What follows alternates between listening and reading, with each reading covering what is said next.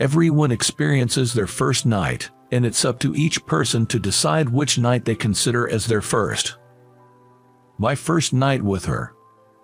I quietly asked her, "Have you been with any other men?" The innocent girl blushed and shook her head. "You are my first." She tightly gripped my fingertips with her small palm. "My name is Mike Harper, just turned 32 this year. I'm still single but don't lack anything. Highly educated, tall, handsome with a high income. That's how others see my profile. I take pride in my job and don't lack women who are just for fun. I work at a high-end watch store that deals with luxury brand watches. It's located on a main street. There are several other stores in the chain. Among them, I'm the youngest manager. It's not the flagship store, but it's consistently the highest performing store in the chain. I've been the top salesperson for 5 consecutive years. I have a huge lead over my colleagues. I've been used to jealousy and spite since my school days. My reputation at work is a jerk who gets the job done. While every day is a series of tension to not be undercut, I consider these days fulfilling. I met her on a weekend. It was a Sunday evening, around the time people start heading home. That day, I was annoyed because a customer who had made a reservation canceled last minute. This customer was someone who always spent a lot of money, someone who supported my sales. The reason for the cancellation was frustrating. I felt he didn't provide enough special treatment with me. Apparently, he had been watching from a distance as I served other customers. In simple terms, they were acting up to jealousy. Thinking about this meant sales gives me a headache. There are more than enough people itching to pull me down. I was trying to keep my frustration from showing as much as possible. I didn't want my colleagues to think I was rattled. There were a few customers in the store, each being attended to by other clerks. And then, pushing the heavy door open, a seemingly out-of-place customer entered. She was a girl with long hair loosely curled, giving off a feminine impression. She could pass for a college student, but she also looked underage. Her skin was pure white, and she was wearing a bit of makeup. Her maxi skirt was khaki-colored with large pockets like cargo pants. Beneath the skirt was black chiffon and lace, fluffy and airy. Peeking out from the hem of her skirt were short Dr. Martens boots. Her top was a gray hoodie. For a moment, she caught the eyes of the clerks and customers in the store. That makes sense. She was incredibly beautiful. So much so that some customers started whispering, "Is she a celebrity?" She walked towards me, seemingly unaware of the attention she was drawing. Probably because I was the only one free among the staff. She smiled at me over the showcase. I responded with a professional smile of my own. In my mind, I thought she must be just window shopping. There are not many items in the store that a high school or college student like her could afford. Usually, they ask for the price, drop their shoulders, and then leave. Feeling irritable, I started to serve her somewhat teasingly. Looking for something, as I asked, she looked straight into my eyes, her face showing a hint of surprise.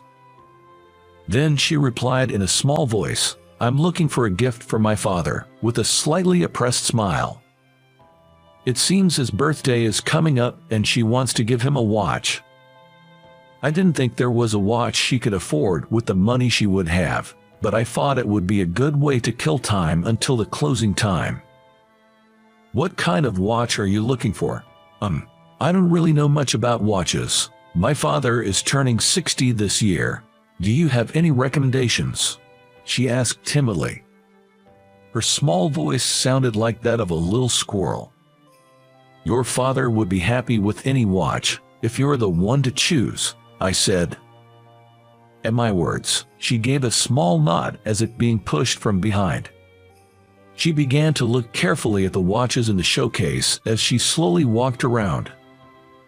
Every now and then, she asked questions like, "What's the difference between this watch and that one?" She really seemed to know nothing about watches. She might not be able to choose anything when she sees the price. Then, she stopped for a watch with a beautiful design on the dial. "It's incredibly beautiful, isn't it?" What she pointed out was a watch from a luxury brand. It's a beautiful watch that incorporates traditional Japanese craftsmanship. Her eyes sparkle as she looks at the watch. I took it out of the showcase to show her. "I'm torn between this one and the one over there." The direction she pointed was another showcase from a different luxury watch brand. Watches priced in the range of $50,000 and $100,000 were on display.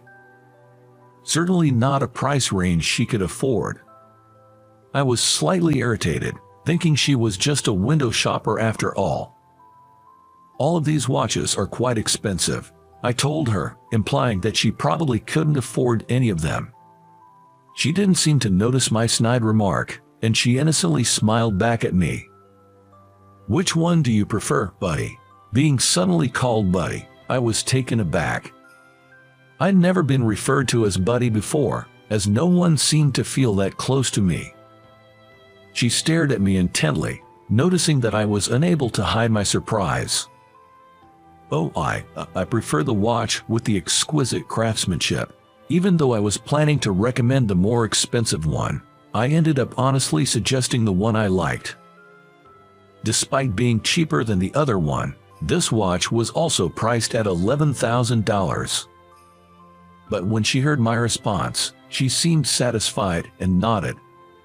"Then, I'll take this watch, please." She said it casually as if she were purchasing some cute trinket. "Could you gift wrap it for me, too?" She tilted her head, and I silently nodded in response. "Ma'am, the payment, it's going to be quite a hefty sum." I gently showed her the price tag. Showing her the hefty price tag somehow made me feel a little guilty. She checked the price tag, then took off her small backpack and pulled out a paper bag. She pulled out a bundle of bills still strapped together and offered it to me, as casually as if she was taking out a bag of cookies. The $1,000 bills at the end of the stack came out of the backpack front pocket. "I believe this should cover it. Can you please check?" Her words jolted me out of my stunned silence. I told her it would take some time to wrap the item and led her to a sofa seat. A female staff member, who had just finished serving other customers, offered her a drink menu. Suddenly receiving such special services, she looked somewhat uncomfortable. I had the impression that there were still more bills in her paper bag. 10 minutes later, she carefully received a gift box with the watch in it and left the store. I was able to confirm that she was not a minor from the customer's profile information, but why she was carrying around such a large amount of money remained a mystery. This was how I met her, Catherine Summers. The next weekend after I first met Catherine, I believe it was around the same time, she appeared, pushing the heavy door of the shop open with both hands. She looked around inside the store as if she was looking for someone. I quietly approached her and spoke. "Welcome back. Thank you for your visit the other day." She had been obscured by the door, so didn't notice I was there. She jumped a little upon my words. Her reaction was adorable, like a startled squirrel. I came to get a birthday present for my brother today." Her voice trailed off after the initial burst of energy. She shyly looked down. "So, it's your brother's birthday?" "Yes, my brother's turning 32. He loves the outdoors. What kind of watch do you think he would like?"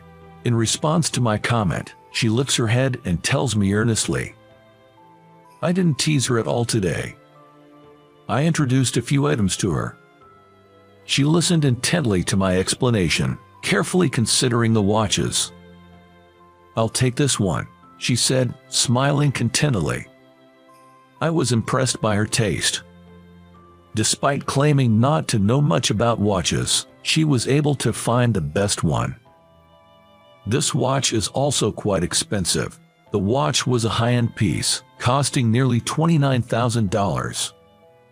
I don't know who this girl is, but this price is excessive. I thought she would give up on buying it and switch to a different watch.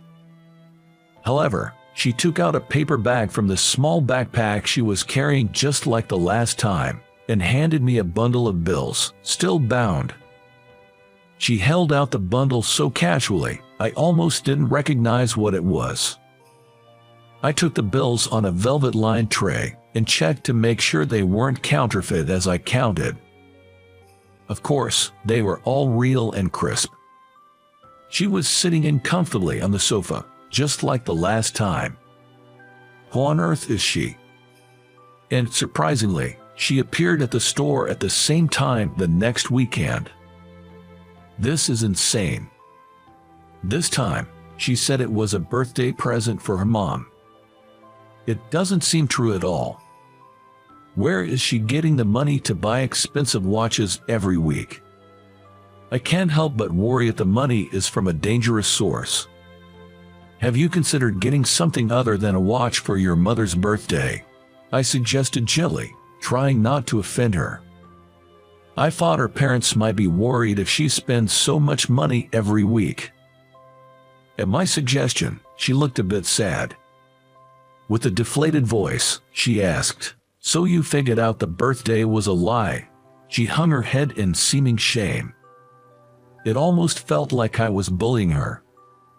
I could feel the sharp glances from my colleagues. So the birthday story was a lie, I thought. I'm sorry for lying, but I couldn't think of anything else. She bowed her head deeply. I panicked when the customer bowed to me. You don't have to do that. I hastily touched her shoulder, and she looked up and locked her eyes onto mine. Is there a way for me to see you without buying a watch? I've never been shown such direct affection before. I lost my words for a moment. In response to my silence, she continues. It was love at first sight. I've never felt this way before. If it's a nuisance, I'll hold back, but is there a way I can just keep being close to you? Apparently, she had been visiting the store every weekend just to see me. Her thin shoulders were trembling slightly, perhaps due to nervousness. You're welcome here anytime, with or without a purchase. We're always waiting for you. Half professional, half genuine. It felt different from the usual courtesy I show to customers. There was a strange feeling about my own words. Thank you so much. Her tense expression softened instantly. From that day on, she started visiting the store every weekend. She would pop in without interrupting my work, exchanging a few words with me. She made friends with the store employees and would chat happily with them when I was busy. One usual weekend at the usual time, she peeked in through the door. Hello, Mike. Welcome, Miss Summers. We've been repeating the same exchange for several weeks now. With her usual small backpack on, she greeted me with a beaming smile. The other employees would call out, "Welcome." She would respond to each greeting by nodding her head. The next moment, stacks of bills rustle and fall onto the floor. It seems that the zipper of her backpack was becoming more open, and its contents slipped out as she moved through the store. 3 bundles of money with bands around them and loose $100 bills scatter across the floor, making me nervous. She was checking her backpack, saying, I picked up all the money and handed it to her. Do you always carry around this much cash? It's dangerous. I unintentionally sounded like scolding her. She took the money I gathered in both hands. Thank you. I had a huge win today. Usually, I have much less. She said, smiling brightly. Why does she always carry around so much cash? The initial question I had for her came back to me. Hey, how come you have all these money? I wasn't speaking to a customer anymore. I felt like an older brother worried about his little sister. In response to my question, she gave me a puzzled look, as if it's completely natural to carry around a lot of money on weekends. It's poker. There was a match with a real good player today, and the results were unexpected. I had a hard time processing her words. The words poker and the girl in front of me didn't seem to fit together. What she pulled out of her backpack was a card player magazine, wrapped with a piece of cloth. There were markings that looked like she had passionately learned the strategies. I was speechless at the sheer contrast. She looked worriedly at me as I stood there, stunned. Our eyes eventually met. Her eyes were a bit watery. I was taken aback and froze. "Are you disappointed? Do you hate me now?" Her slender shoulders were shaking, seemingly tense. I remember seeing these shaking shoulders before. At this moment, I felt a strong need to reassure her, who was always so sincere to me. "I'm not disappointed. How about we go out for dinner next time?" Upon hearing my words, her tears quickly retreated. A broad smile appeared on her face, and she expressed her joy by jumping up to stand on her feet. "Promise, don't just say such a thing." I wrote down my phone number and handed it to her, who was so excited already. I knew I probably shouldn't be doing this, but I hoped they would let it slide just this once. In fact, the other employees seemed to be turning a blind eye. She accepted the note with my number as if it were a treasure, and smiled with joy. I can't forget the trembling voice of her when she first called me. On the day I first asked her out, she told me there was a place she wanted to go during the day. "If you don't mind, I'll tag along." The place she took me was a casino, not too far away from the watch store. Apparently, there was a sizable tournament happening. These players are the real ones. For the record, I don't gamble. Not cards, no dice, no online stuff, nothing. She looked genuinely happy as she raised the bet, looking like she knows what she's doing. "It feels like a dream, being here with you, Mike." Looking at her sparkling eyes and joyous face, I found myself feeling happy as well. She was unlike any other girls I've met before, and I found myself unsure of how to deal with it. We went to the dinner after she was satisfied with her play. When I took her to a slightly fancy Italian restaurant I had reserved, she seemed a bit nervous. "Excuse me for a moment, I got a text." Her phone kept chiming with new text notifications during dinner. Each time, she would check her phone and reply. I caught a glimpse of the icon of the person texting her, a picture of a rugged-looking guy. Seeing that made me surprisingly irritated. "Boyfriend. He seems worry-prone. Let's finish up and head home." A cold, accusing voice slipped out without my intention. She looked at me, startled. I couldn't see her straight for some reason, so looked away. "Mike, look at me." "Enough. Did you have fun making fun of me?" I knew it sounded petty, but I couldn't stop the words spilling out. I acknowledged that this was indeed jealousy. I was already falling hard for her. "Mike, look at me," prompted again. I reluctantly returned my gaze to her. She thrusts her phone screen in my face with a desperate expression.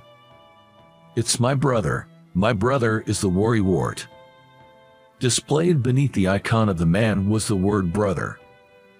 It seems she has an older brother around my age. She's trying to clear up the misunderstanding. She told me a lot about her brother. They became siblings due to their parents' remarriage, so they aren't related by blood, but he's a worrier and initially opposed our date. He was apparently worried about how our date was going. But he didn't contact you at all during the day. There were no messages from the brother during the day. I didn't think she was lying, but it felt a little off. "Well, If he contacted me while I was at the casino, I'd be furious," she says with a smile. I see." Recalling how she was during the day, it made all sense. I was increasingly attracted to her as I was getting to know her personality. "Catherine, can we make this into a relationship?" I asked her as she was happily eating her final dessert, cake. I was a little nervous about what I'd do if she refused. She gave me a blank look for a moment, then looked at my face. The next moment, she stood up from her chair. "Yes, thank you, Mike." She gave me the widest smile I had ever seen on her. "No, thank you, Catherine." I felt like I was being led by her pace, but I felt so good, after all. Catherine and I continued to see each other, and 6 months passed. Today, we're planning to visit Catherine's family. Of course, I intend to express my feelings for her and how we vision our future. Catherine's mother, who came out to greet us at the entrance, was a very calm and kind-looking person. It seemed that both her parents and her worrywart brother would be there today. I fixed my shirt and walked into the living room. I could see her father sitting deep in the sofa and her brother standing next to him. The moment I saw her brother, I froze for an instant. There was a person from the past I didn't want to remember. I was in shock. Catherine looked into me with a worried look. Mike, you're Mike Harper, aren't you?" Catherine's brother, Robert, raised his voice in surprise. He was the last person I could ever face in my life. The one person who knew the past I least wanted Catherine to know about. I started to break out in cold sweat. I was born in Germany and moved back to the States when I was in grade 7. At first, I had a hard time fitting into the school. The persistent bullying instigated by the girls in my class deeply wounded me, who was just a regular vulnerable teenager. It was Catherine's brother who helped me out. Robert was the only one who was kind to me, who was being excluded by the class. I betrayed such a kind classmate. The target switched from me to Robert, who was protecting me. That's how I got released from being the target. And I abandoned kind Robert. I joined the other classmates and bullied him. If I didn't, I would be left out again. It was fear that led me to betray Robert. In the end, whether this was the cause or not, Robert was not there after the summer vacation. He and his family had moved, and Robert got transferred to another school for the new semester. I had not seen Robert since then, until this day. I'm sorry, Robert, I just can't find the words to say. I wanted to run away from this situation and turned on my heels. I thought I would just run away. If Catherine finds out what I did, she would be sad and very disappointed at me. I don't think I can stand it. Mike, what's the matter? As I brushed off her hand and headed for the door, Robert's voice reached my back. Are you going to run away again? Is that all you can handle? Robert's words made me stop in my tracks. I wondered what I would lose if I ran away from here. I know I would lose Catherine. At the same time, I felt like I would lose something very important as a person. I closed my eyes tightly and motivated myself. Then once again, I turned around and showed my face in front of Robert. What should I do? I muttered, like a child. Robert smiled in astonishment at my behavior. Don't be bound by such old things. I was a little surprised, but such coincidences happen, I guess. He chuckled and lightly tapped my shoulder, just like he used to. Catherine looked on blankly, unable to understand what was happening. Robert explained to Catherine that we were classmates in school and had not seen each other since he moved away. Catherine looked surprised and glanced back and forth between Robert and me. Well then, there's nothing to worry about. The guys were friends, right? That's a good thing, isn't it? Catherine, looking happy, gave Robert a hug around his neck. I sat properly on the floor again and greeted their parents.